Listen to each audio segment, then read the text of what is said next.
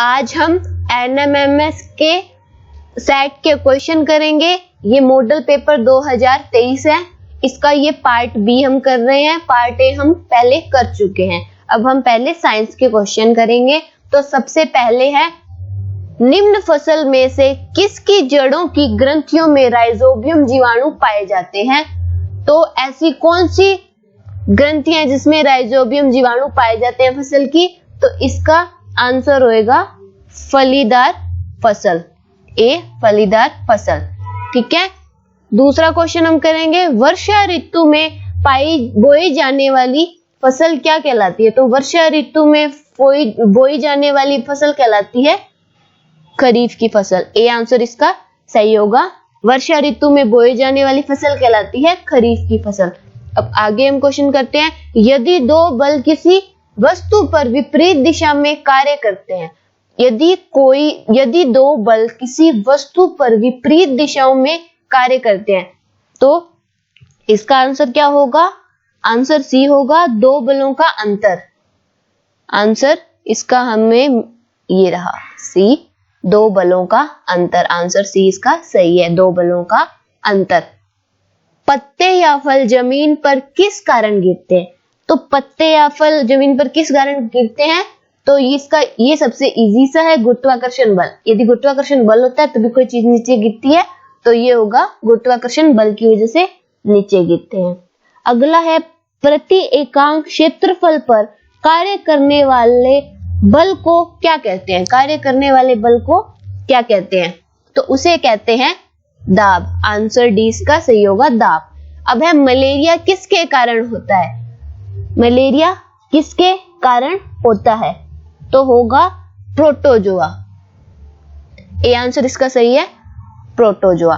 अगला, निम्न में से पेनिसिलियम है, तो पेनिसिलियम इनमें से क्या है?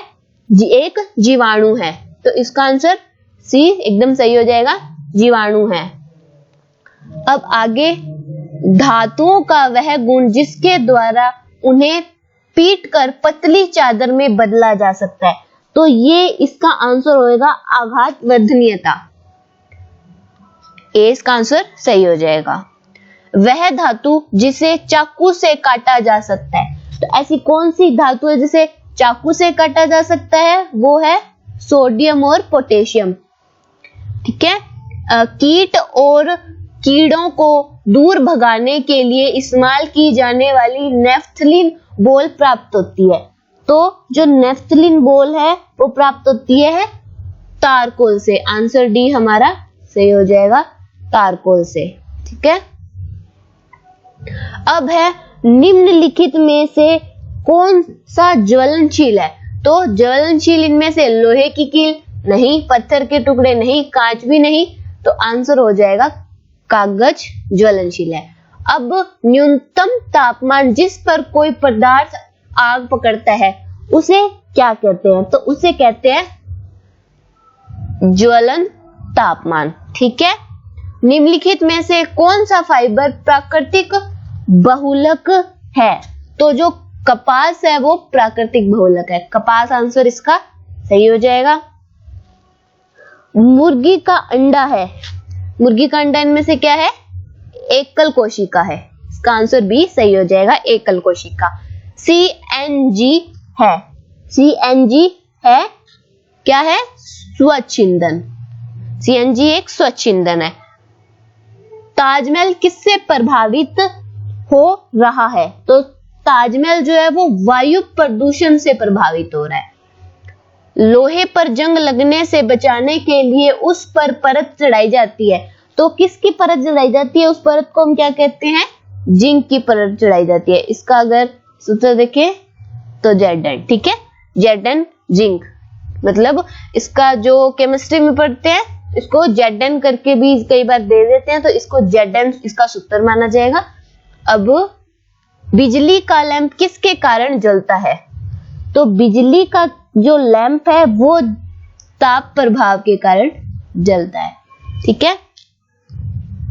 विद्युत का सुचालक पदार्थ है, तो विद्युत का सुचालक पदार्थ है कीले।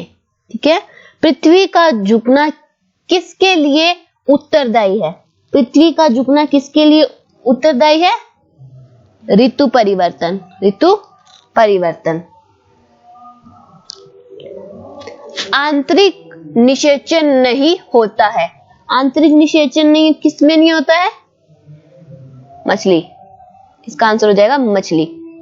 मछली में आंतरिक निषेचन नहीं होता है। तारों की दूरी मापी जाती है, तो तारों की दूरी प्रकाश वर्ष में मापी जाती है। ठीक है, प्रकाश वर्ष। सौर मंडल का सबसे बड़ा ग्रह कौन सा है? तो सौर मंडल का सबसे बड़ा ग्रह है बृहस्पति।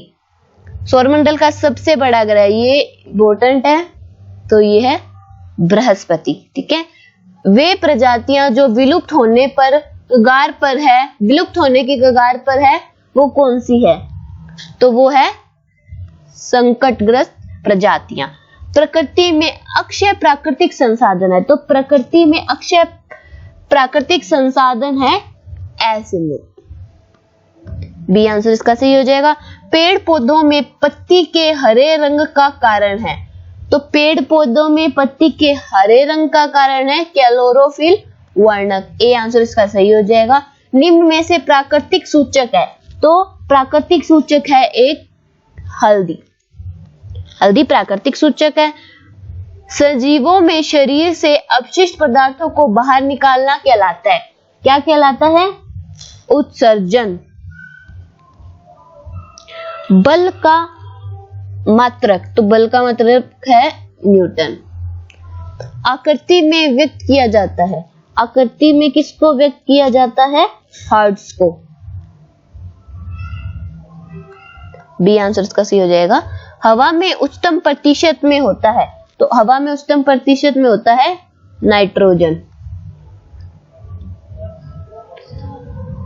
अब बेकेलाइट और मेलामाइन किसका उदाहरण है? यह है थर्मोसेटिंग प्लास्टिक का उदाहरण। थर्मोसेटिक यानी कि ये डी आंसर सही हो जाएगा, थर्मोसेटिंग प्लास्टिक। जीवित जीवों में मूल संरचनात्मक इकाई है, तो इसका आंसर सही हो जाएगा कोशिका। डैश स्रोत पुस्तक है जो सभी लुप्त प्राय और दुर्लभ प्रजातियों का रिकॉर्ड रखती है, तो इसका आंसर हो जाएगा red data book. B answer red data book यहां आ जाएगा। ठीक है, B answer red data book. Vitamin C की कमी से होने वाला रोग है, तो ये स्कर्वी। स्कर्वी विटामिन सी की कमी से होने वाला रोग है स्कर्वी। ठीक है,